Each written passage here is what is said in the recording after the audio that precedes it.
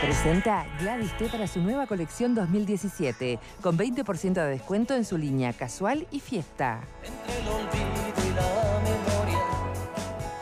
Muy bien, tenemos un móvil en este momento que ojalá haya estado viendo el programa, por lo menos los que estábamos conversando previamente. El doctor Escipión Prosper, que es vicepresidente suplente de la Cámara de Emergencias Móviles. Con él está Tania Melgar. Adelante los dos. Hola Victoria, buenas tardes. La imagen que está pintando Montevideo y otras zonas, lógicamente, del país a raíz de estos intensos fríos es la de gente tosiendo, estornudando o cuando charla con amigos, la clásica, tengo gripe, tengo gripe, tengo gripe. ¿Qué hacemos? Se colapsan las emergencias médicas y también las puertas de emergencia.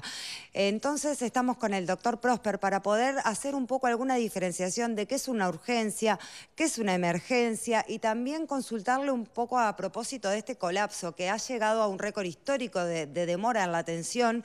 Hasta 9 horas más o menos es el tiempo de espera de algunos usuarios de emergencias médicas por la gran cantidad de llamados que se están realizando. Y también hacer algunas recomendaciones porque muchas veces no es necesario llamar a una emergencia médica. Entonces de todo esto vamos a estar conversando con el doctor Prosper en estos minutos. Muchas gracias por su tiempo, doctor. Primero que nada, ¿cuándo hay que llamar a una emergencia médica y cuándo no? Supongo que hay poblaciones más de riesgo, los dos extremos, los más chicos del hogar y las personas de tercera edad. Pero ¿cuándo es necesario realmente imprescindible llamar a una emergencia? Buenas tardes. Buenas tardes. Antes que nada, muchas gracias por la oportunidad de poder hablar y expresar todas nuestras complicaciones que estamos viviendo en este momento con esta gran sobrecarga de trabajo que estamos pasando en este periodo invernal. Nos estamos viviendo un pico muy elevado de aproximadamente unos 1.400 llamados por día. Eso nos está haciendo una enorme recarga en el servicio, lo cual nos lleva a las demoras que tú muy bien comentabas. Hemos llegado en algunas oportunidades hasta 9 horas, ¿verdad?, con una enorme cantidad de móviles y médicos en la calle que están tratando de satisfacer la demanda, pero es muy grande. Son 44 empresas, las privadas a nivel de todo el país que están trabajando y también se saturan las puertas de ingreso, ¿no?, para la internación. Ese es otro problema grave que hay en estos días. Exactamente, como tú muy bien lo manifestás, la sobrecarga es grande, no solamente nosotros, sino las puertas de emergencia, lo que nos llevan a nosotros también a tener una demora en la entrega de los pacientes que deben ser trasladados. La Cámara de Emergencias Móviles es una red de 44 emergencias en todo el país, lo cual satisfacen aproximadamente 1,5 millones de llamados a lo largo del año. De ese 1,5 millones, un 8% aproximadamente son los que se trasladan a los centros asistenciales. Obviamente la cifra a veces puede ser muy grande, pero tenemos que pensar que si no existiéramos también todo eso sería una sobrecarga para los sistemas fijos. La sobrecarga en las emergencias móviles las emergencias de los sistemas mutuales por sus propios usuarios nos llevan a que nosotros tengamos algunas demoras de hasta 8 horas o 6 horas en entregar un enfermo.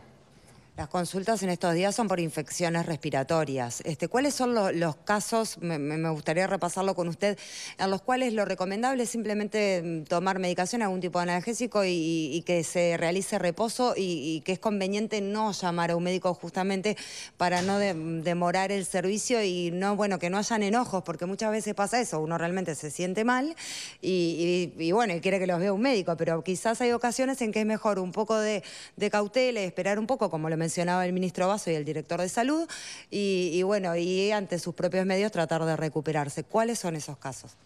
Los casos, en general, las virosis se presentan como cuadros banales en los cuales los síntomas son los que todos ya conocemos: dolor de garganta, dolores musculares, decaimiento, fiebre, febrícula, rinitis, resfrío, tos.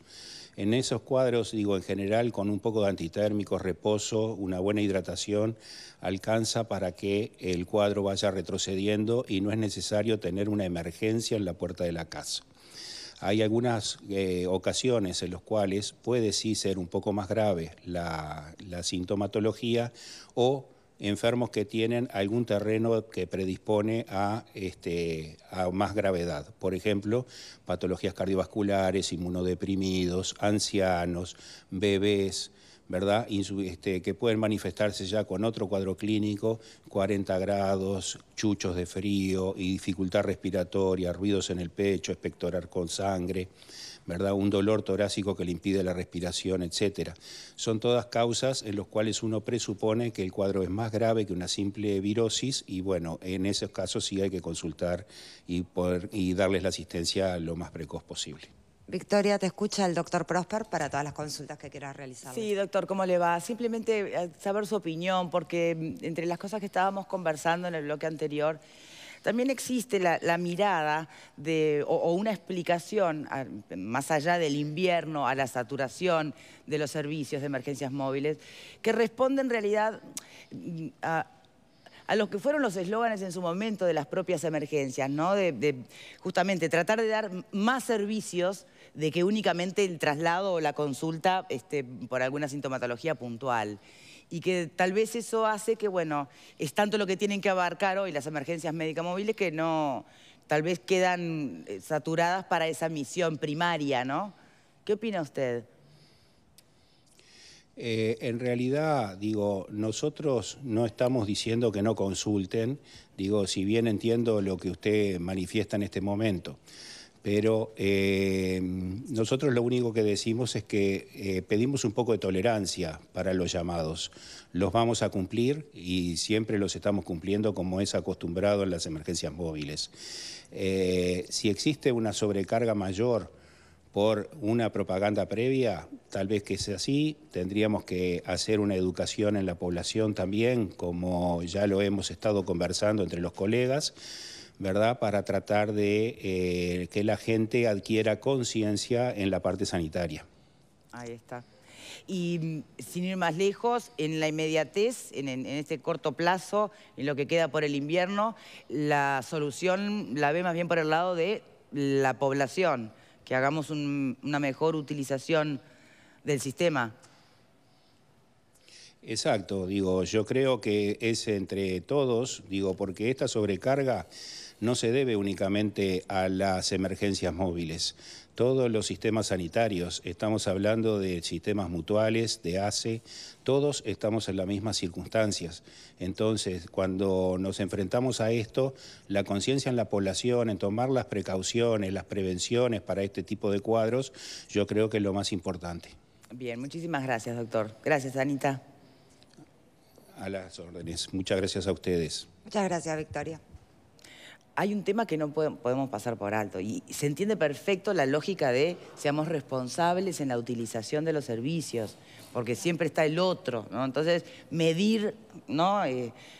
Pero si tu hijo está mal, pero además estamos hablando ¿quién de verdad piensa en, che, lo primero que vas a pensar es, yo ante la duda me quiero asegurar de que mi hijo no tenga nada grave, ¿o no? Exacto, el drama de uno es en ese momento el único drama, porque cuando uno tiene un hijo enfermo está concentrado en la evolución de ese hijo, no está pensando, quizá haya otro niño que está peor. Además estamos hablando de servicios pagos, y cuando la gente paga quiere tener su servicio. ¿Qué opinan en tribuna? Primero me parece importante separar cuando tenemos un problema que pertenece a la órbita privada y después hacemos una mezcla con lo que es el sistema de salud o el sistema integrado de salud y el sistema público. En ese sentido, comparto de que desde el nacimiento de las primeras emergencias móviles, que eran coronarias además, la palabra lo dice, definía un tipo de emergencias que hoy día está muy mezclado con otras cuestiones, ¿no? Estamos hablando de resfríos y gripes para llamar a una ambulancia. Es un problema, digamos, a veces hasta de promoción, en ese sentido lo puedo compartir. Lo que no puedo compartir es de que se siga pensando desde el actual gobierno y del partido político de que la salud hoy pública sea concebida para pobres o pensada como para pobres como fuera antes. Yo me atrevo a tener acá algunos datos que los estaba buscando y el sistema de salud pública integrado atiende, el sistema de salud pública atiende 1.263.000 personas en el Uruguay. Estamos hablando casi del 50% de la población. Estamos hablando de 150.000 hospitalizaciones, 8 millones entre urgencias y no urgencias que atiende el sistema de salud pública. Pero estamos hablando además que la gente que está en el FONASA, es decir, gente que tiene como derecho optar por cualquier mutualista, 400.000 personas, es decir, 400.000 trabajadores que aportan al FONASA, optan por el sistema de ACE, por el sistema de salud pública, y ese sistema de salud pública en realidad que tiene interés además en que los trabajadores opten por ese sistema, porque es la forma además después de respaldar el no pago de tickets, el no pago de órdenes, por ejemplo, como se da en la situación. Estamos hablando de que el 49% de los uruguayos, había una cifra ahí de cifra, valga la acotación, de que decía que por lo menos el 50% de los uruguayos siempre pasaron por el sistema de salud pública. Claro, porque es lo primero a lo que se atina. Yo digo, ¿no es un ejemplo el hospital, por ejemplo, de Tacuarembó? ¿No es un ejemplo otras unidades asistenciales que hay en el interior del país? Sin duda que estamos, si venimos de un sistema de salud pública que estábamos en el sótano, llegar al primer piso cuesta y cuesta mucho, pero creo que estamos en camino de generar las condiciones para eso, ¿no? Jimena. Interior, particularmente yo soy de 33, en el interior se ha notado una cierta mejora del sistema público. Yo no voy a acotar si fue por intencionalidad o no. Creo que también hubo un hecho fáctico que fue el descongestionamiento del sistema público con si bien hay muchos trabajadores que optaron por el sistema público, la gran pasada de trabajadores que fueron al sistema privado, y en eso comparto con el invitado que el momento de invertir y crecer y prepararse para una eventualidad es ahora, que el sistema público no está como estaba en algún momento, que quizás estaba colapsado de personas. Sacando eso y sacando la órbita pública, que sí es una gran carencia, que no exista médicos de radio y que uno dependa de contratar un servicio privado, por más que la cuota sea muy baja para el traslado, hay demoras importantes en todos los servicios para la atención de urgencias reales, como por ejemplo un infarto de miocardio. O sea, que realmente necesitas una atención inmediata para, 1, sobrevivir, 2, sobrevivir sin secuelas importantes. Han habido demoras, por ejemplo, un caso que casi que personal de una persona muy allegada, que en 33, estando a 2 cuadras, en 33 estamos hablando donde no hay un tránsito que te impida llegar a ningún lado, demoraron 1h30 en llegar. Obviamente la persona falleció por un infarto y bueno, y eso no se pudo subsanar. Y lamentablemente de eso hemos visto cantidad, por lo cual hay una falta de coordinación importante en el sistema. Y hoy hablaban del triage que se hace un poco y el filtro. El filtro muchas veces puede ser bueno, pero luego pasa a ser burocrático y obstaculizando. Y además tiene en algunos sectores privados incluso... Pero entonces, ¿qué solución? Un componente. Lo que pasa es que tendremos que empezar a aprender qué es un médico de radio y qué es un médico de emergencia, qué es una urgencia y qué es una emergencia. Hasta que no tengamos un servicio de radio que sea, porque el doctor hablaba de 24 horas, y yo soy, más allá del tema niños, yo soy trabajador, estoy enfermo, tengo una gripe, yo sé que la indicación de la gripe es tome antitérmicos, repose y tome mucha agua. Básicamente, si no tengo una complicación respiratoria u otra patología que no sea normal, no tengo la necesidad de consultar con un médico por un cuadro gripal que todos hemos atravesado en algún momento en el invierno. ¿Qué pasa? Me tengo que certificar para mi trabajo. Tampoco puedo esperar 72 horas a que me den un certificado porque lo necesito. Y ese tema lo tratamos acá también, en algún momento. Distinto capaz que será la desesperación de un hijo. Ahora, por el otro lado tengo... ¿Cuánto corre realmente el pedido a la población de ser más sensatos en el manejo de los llamados? Yo creo que no cuenta cuando uno está pagando por un servicio. No estamos hablando del sistema público. El sistema público ni siquiera da este servicio, lo decíamos recién. Yo creo que no corre, francamente. Que se organicen mejor, que eleven el precio de la cuota, que vean cómo hacen, que contraten más especialistas. Pero si uno paga por algo, quiere tener por lo que paga. Me gustaría puntualizar un tema que en 2 oportunidades se habló acá de que antes de los últimos 3 gobiernos estábamos poco menos que en el horno con la salud pública, y yo no recuerdo que fuera así. Se mencionó varias veces el hospital de Tacuarembó, y el hospital de Tacuarembó como hospital modelo es anterior, Trochansky me dirá si me equivoco, anterior al 2005. Ya Ciro Ferreira es el médico que realmente generó como una gran revolución allí. Y recuerdo también que en los años 90, a nivel de también tengo que hablar de las empresas de comunicación, hacíamos investigaciones de mercado entre los usuarios de salud pública, y mientras en los diarios se decía que salud pública era un desastre, resulta que los usuarios de salud pública se definían como sumamente satisfechos con los servicios que recibían en los hospitales. O sea que el viejo afán refundador, cortémoslo un poco. Pero Álvaro, a ver, hay 2 o 3 cosas. Uno con respecto a las encuestas de satisfacción, está bien para la población pero desde el punto de vista asistencial no siempre es un indicador de que las personas se atiendan desde el punto de vista médico Bien, claro, desde el punto de vista correctamente médico, o no. Son cosas diferentes, importantes también, porque obviamente expresan la opinión, pero desde el punto de vista médico no siempre van a la calidad asistencial. Y lo otro es que, y mencionado por uno de los compañeros acá, lo que no podemos hacer cuando hablamos de estas cosas es terminar hablando de los hospitales, porque el hospital es el tercer nivel de atención.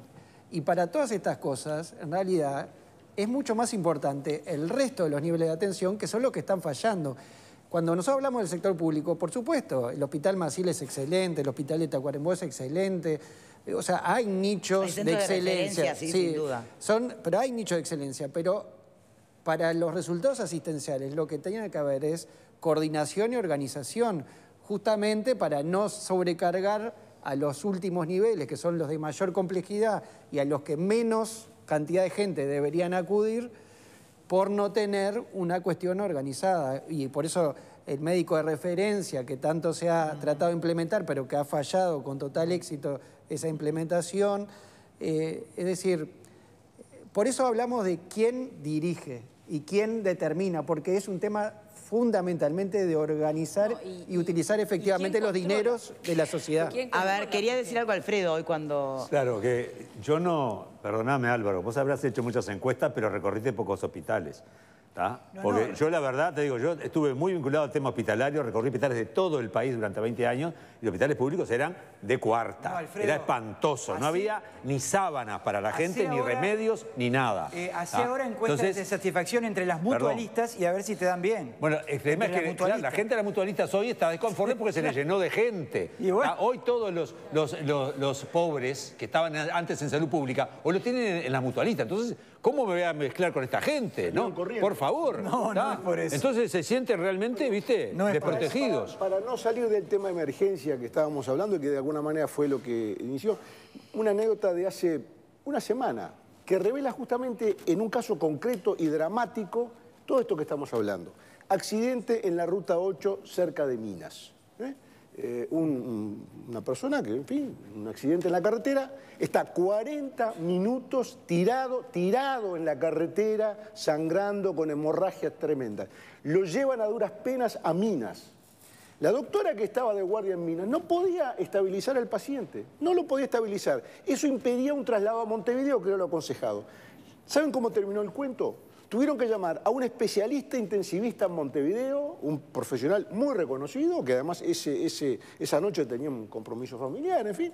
Lo llaman a través de un amigo que lo llamó y le dijo y no sé cuánto. Bueno, terminó este médico intensivista colaborando con el hospital de Minas para estabilizar al paciente, salvándole la vida. Quiere decir que si no hubiera habido esa cadena de circunstancias que fulano llama a Mengano y que vení que se muere, ese hombre se moría en la carretera donde estuvo esperando 40 minutos. Y no fue hace 5 años, ni fue hace 15, ni fue hace 20, ni cuando empezó el FONASA, ni nada. Fue la semana pasada. Una vergüenza. Sí. No, o sea, eso no llama la atención. Eso pasa porque... No me llama la atención. Entonces no vendieron un cuento chino, no vendieron un cuento chino con la complementariedad, con el FONASA, con bla, bla, bla, bla. Me refiero a que no me llama la atención porque es un problema que justamente la atención de los siniestros de tránsito en las rutas nacionales es un tema que hoy no está solucionado, que hay un intento de generar un sistema nacional de trauma y emergencias médicas, pero que hoy en cifras hay un tema, las móviles, las emergencias móviles privadas van hasta los límites de la ciudad, pero no van más allá y por lo tanto, y tampoco hay un sistema público de atención. Hoy, ¿quién te rescata si tienes un accidente? La policía. ¿Un helicóptero? No, la policía, alguien que pase. De hecho, la muerte en los siniestros de tránsito en el mundo tiene 3 picos de mortalidad. Uno de ellos es en la escena, o sea, en el lugar del siniestro, que en el mundo es de 50%. En Uruguay nosotros estamos cercanos al 65% de mortalidad en el lugar del accidente. Por lo tanto, evidentemente que lo que mencionan acá pasa y lamentablemente pasa. El punto es, no es que es horrible, no es que no sorprenda porque se sabe que faltan esos recursos, pero es horrible, lógicamente. Pero no es ninguna novedad. O sea, ¿cómo miren puede ser mensajes de posible este tenor, ¿no? ¿Cómo no pueden coordinar que vaya a buscar a alguien tirado en la carretera? ¿Pero de qué estamos hablando? ¿Se dan cuenta de lo que estamos hablando? Perdón, ¿pero de qué estamos hablando? Bueno, y ahí nos vamos acercando también al tema del negocio y del lucro con la salud. Pero permítanme este mensaje, mirá. Estamos muy mal, dice alguien por aquí. ¿No pueden hacerse cargo de la emergencia? Pago por eso. No me voy a autoevaluar. Es verdad. ¿Cuál es la información que vamos recibiendo? Jamás de autoevaluarnos. Consulte al médico por las epidemias de esto, de gripe de esta, de la otra. No, deje de consultarlo porque ahora no nos conviene, porque estamos de zafra. Ni voy a medicarme sola. El FONASA no funcionó nunca y cada vez peor. Yo pago por mí y por los demás que no pagan. Y encima no puedo llamar a la emergencia, estamos todos locos. Hay gente que está enojada con este asunto, ¿no? Hay un tema más que también genera sobrecarga de las emergencias. ¿Cuál? De las emergencias sanatoriales y hospitalarias, pero sobre todo voy a hablar de las mutuales, y es que muchas veces no, el que se atiende en la emergencia únicamente va a pagar el ticket para ser atendido en la emergencia, pero todos los exámenes que se hagan dentro de la emergencia no tienen ticket moderador o copago. Es verdad. Y entonces mucha gente el tema de los copagos y los tickets también tiene a la gente hasta acá. Entonces, mucha gente sobreutiliza porque ya tiene indicado, por ejemplo, determinados estudios y dice, o en vez de llamar a su médico de radio que le va a indicar determinados exámenes, concurra a la emergencia porque sabe que ahí va a tener que pagar un único ticket. Eso en muchos lados se ha justamente de alguna manera contemplado generando un ticket moderador y no un ticket de financiación de los estudios, moderador de la atención. Es decir, que el que se quiera atender en la emergencia sea por una cuestión real y por lo tanto ese ticket es superior al resto de los otros copagos. Pero por eso decía, lo que pasa es que la hay gente muchas tiene cosas que buscar su vuelta porque no da. Por eso. Si usted cobra 10.000 pesos de jubilación y tiene que pagar todo eso, obviamente que va a elegir ACE, porque es imposible pagar todo pero eso. está claro que eso parte de cómo uno se pone frente a la asistencia, porque es eso de autoevaluarse, controlarse, pero también a veces hay otras cuestiones que van mucho más allá de la evaluación de uno, ¿no? El mensaje de la televidente me conmueve porque yo, si no digo lo que pienso del FONASA, me voy a tener que internar hoy mismo. En Igual realidad, ya quedó bastante claro. No lo desarrollé, realmente. Ya que hay sobrecarga de ambulancias, no tenemos. El FONASA no es otra cosa que la participación del Estado para realizar una nueva bomba de succión de los recursos de las personas y dirigir esos recursos al ámbito privado y dirigir esos recursos para favorecer a determinadas instituciones que estaban en problemas económicos. Entonces, el FONASA en sí...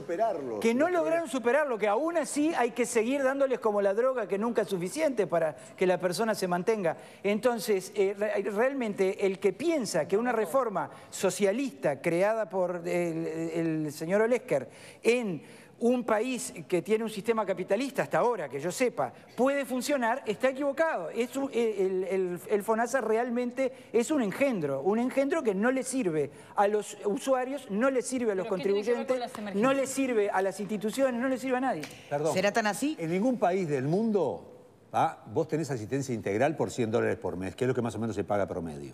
Depende, no sé. Si no viste Las invasiones bárbaras, te lo recomiendo que hable el sistema de salud canadiense, que justamente cómo funciona. Canadá, estamos hablando, es decir, todos los sistemas de salud llevan un proceso de desarrollo, tienen carencias, tienen errores, hay muchos errores de gestión, yo coincido con Trochanqui, que hubo muchos errores de gestión porque se nombró gente incompetente, remember Alfredo Silva, al pasar, así nomás. Pero el tema fundamentalmente es que el sistema de salud está cubriendo a los peones rurales y a las empleadas domésticas que tanto preocupaban a Pascal hace unas semanas, están cubriendo hoy, tienen acceso, hoy 2,5 millones de personas están integradas al Sistema Nacional de Salud. Antes tenían acceso con salud pública. Perdón, Álvaro.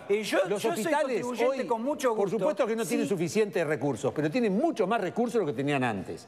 Las mutualistas, por supuesto, es muy difícil que vos tengas un sistema de salud que sea rentable, ¿tá? Cuando tenés un montón de gastos, cobrando una cuota como la que estás cobrando, es muy difícil, siempre va a ser deficitario. Hay que El tema es fortalecer una salud mejor pública organización. como hay que fortalecer la educación pública, cosa que no hizo estos gobiernos. Lo que hace en el caso de salud pública fue transferirle a los privados los recursos de los ciudadanos. La salud pública se fortaleció bastante, no suficiente, pero se fortaleció bastante con respecto a lo que era. Falta más, por supuesto que falta mucho más. Yo no sé si se fortaleció.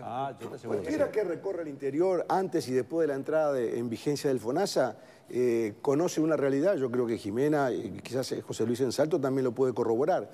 El panorama que uno antes encontraba en la puerta de emergencia del hospital, ese panorama, en fin, por cantidad de gente y por, digamos, por la fisonomía, por llamarlo de alguna manera, que uno veía más o menos en la puerta de la emergencia de los hospitales, se trasladó a la mutualista. O sea, hoy uno va a la mutualista, al sector privado, y ve lo mismo que antes veía en la puerta del hospital. Quiere decir que el hospital se vació en términos relativos, se vació, tiene más recursos para menos pacientes, se reforzó la demanda en el sector privado y todo el sistema funciona mal, absolutamente todo el sistema, porque no se mejoró el privado y empeoró el público, porque con menos gente no da abasto tampoco. Entonces, es un problema muy de fondo, no se arregla con eslogan, con decir y con refundar y con decir tres frases hechas, no se arregla así. Es muy de fondo el problema. El doctor Torchansky, que estuvo en el sector gremial, que ejerce la medicina, bueno, estará condicionado por su visión de las cosas, pero él sabe que no es un tema que se arregle con 3 o 4 frases. En realidad, hoy no está respondiendo a ninguno de esos elementos que vos puede coordinar que recoja a una persona en la carretera. Hace 10 años que tenemos FONASA, no se puede coordinar que se evite una persona que se muera tirada en la carretera. ¿De qué estamos hablando? Que hoy no es un tema de acceso.